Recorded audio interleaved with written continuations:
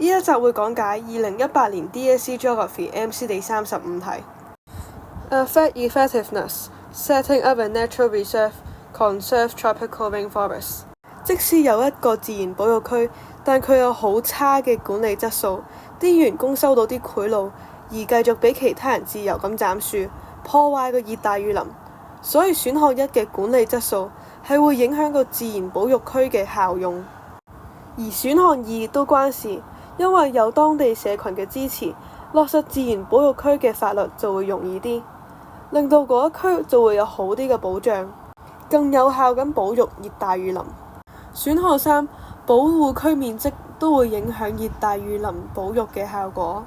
如果個保護面積得個課室咁大，只會保護到幾棵樹，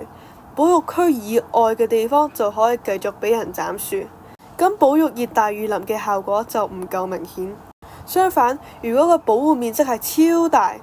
咁就好難即時停止犯法嘅伐木活動，就會降低保育熱帶雨林嘅效果。所有選項啱，答案係多。